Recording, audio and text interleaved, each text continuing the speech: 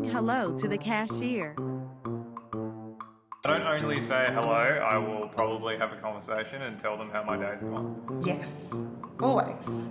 Like, they'll say something along the lines of, like, good morning or good afternoon, and then, like, how are you? And then you usually ask the same thing back to them. To everyone, like to every person who works at shop, like at checkout. I mean, not to everyone, just to the person that you're talking to. Okay. not like 10 people in a cafe. It's so normal to have like a 2-3 minute conversation with people when you're serving people all the time. Is there really countries where you don't say hello to the cashier?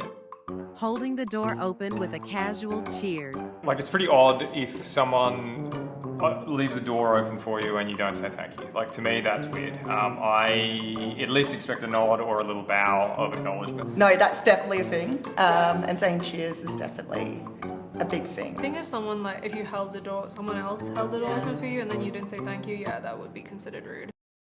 Saying thank you to the bus driver. I would say you absolutely have to give some kind of acknowledgement that someone has driven you around. Say thanks. Yes, definitely. It's not like everyone's stopping to say hello to the bus driver. When you alight, you just say, like, thank you to the bus driver. Yeah. Yes. Yes. I've never heard someone actually say that in person. I've heard it on Sorry. the train. I've heard it on the train. It's like, I like that. Although, I think in a busy city with a packed bus, like Sydney or Melbourne, you don't have to. Like, if it's weird to yell down the bus and it's going to scare people, don't do it. Apologizing when someone else bumps into you. And so I think that, yeah, pretty much always, whether I'm in the right or the wrong, I'll say sorry if I make contact with another human being.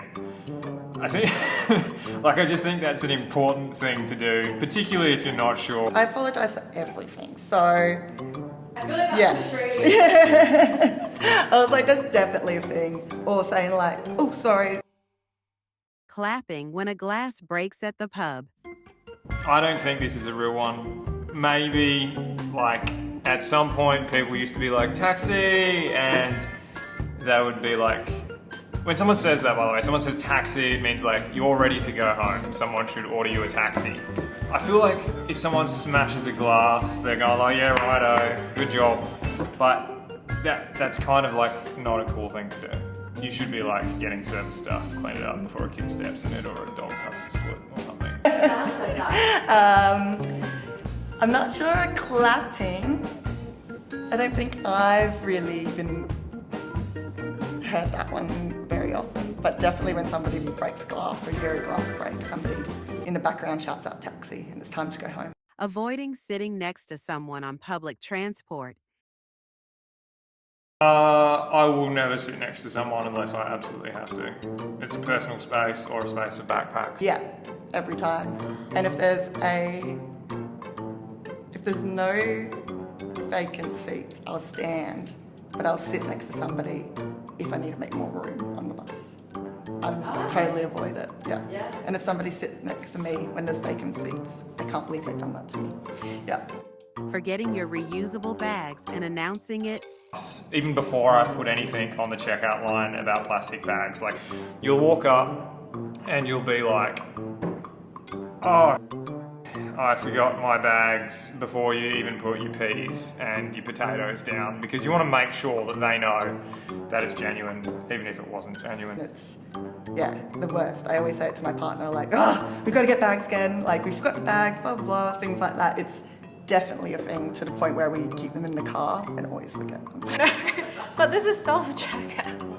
Aussie is using self-checkout. Yeah. Okay, well that's another conversation. Okay, sorry. Smiling and saying g'day on a bushwalk.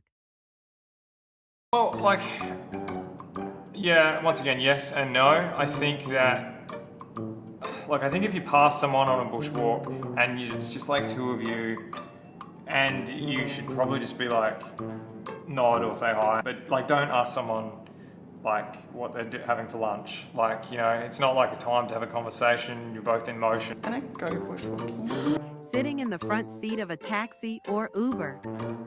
in the back every time. I only sit in the front seat if like the back is full. I need someone. Yeah, so if I'm by myself, I will sit in the front seat of an Uber or a taxi most of the time, unless it looks like they don't want me to. If this happens to you when you are an Uber driver, then this person is not trying to jack your car, they're just trying to make you feel like an equal.